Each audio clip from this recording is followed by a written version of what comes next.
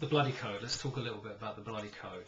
The Bloody Code is a name given retrospectively to a period in English history, as you all know, when a series of relatively trivial offences become capital offences that carry the death penalty. How many we're talking about? Over 200 crimes at one point in time became punishable by death. Why does this happen? Why do the authorities, why do the law courts resort to such terrible punishment for such relatively trivial offences? Okay, early modern Britain is in a state of flux, it's changing. How is it changing? Commerce is growing, more businesses are moving money around, industry is growing, towns are growing, the cities of England are getting bigger. Religion is also becoming more prominent during this period. Enclosure of lands is also another phenomenon we see in this period, where very wealthy landowners begin to take over those lands that were once common and ordinary people could farm their animals on them. We also see the early modern period as a period of high unemployment, and all of these changes in society bring about changes in crime. Crime develops in response to these changes. What kind of crimes? Okay, as towns grow, the crime of theft or footpads or muggings, as we would term them, become more common. In a city you can attack somebody, you can hide, you are anonymous, so this becomes a problem during this period. Also, as landowners begin to fence off their own land and enclose other land, the crime of poaching develops in response to this. Ordinary people who have for years hunted rabbits or deer or birds on land now find that this becomes a very, very serious offence, a capital offence indeed. The development of better roads leads to a growth in traffic on these roads, which in turn leads to the crime of highway robbery, as people see this as an opportunity to steal money from those travellers who are on the stagecoaches.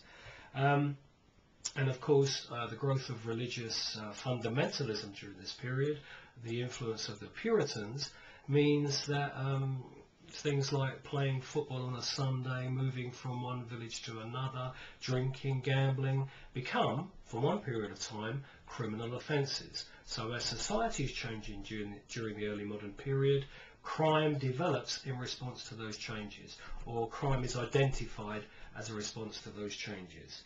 The rich are making the laws. The rich run parliament. The rich pass laws designed to protect their property.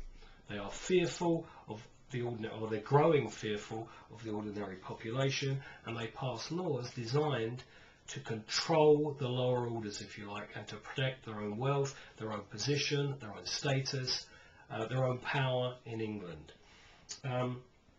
This is what we term the Bloody Code. And so over a series of years, not all at once, but over a series of years, particularly the late 16th century, the 17th century, and the 18th century, we see a whole series of laws passed designed to protect property and to enforce the control of the landowning aristocracy. As a consequence, over 200 crimes become punishable by death, and you know many of them. Stealing a sheep, cutting down a tree, stealing fishes out of a river, stealing something worth over 4 or 5 shillings. All of these very, very minor crimes now become punishable by death, hence the Bloody Code term. However, do we see a huge rise in the amount of people being hung during this period? You know the answer, we don't. This is the strange thing about this period. You would expect to see a correlation between the amount of crimes that carry the death penalty and the amount of executions. This doesn't happen. Why is this the case? We know that juries becoming increasingly unwilling to send people to the gallows for crimes they consider to be very minor. They begin to think that the punishment doesn't fit the crime, and so therefore, even presented with very clear evidence that someone is guilty, they find them innocent. As a consequence of this, judges too begin to manipulate the evidence, because they know if someone is charged with stealing something worth 5 shillings, that would carry the death penalty, so that they pretend that the item is worth only 1 shilling, which carries a lesser punishment. So we don't see this huge rise in executions during the 18th century. In fact, we see the reverse. There's a lower amount of executions during this period than in previous centuries.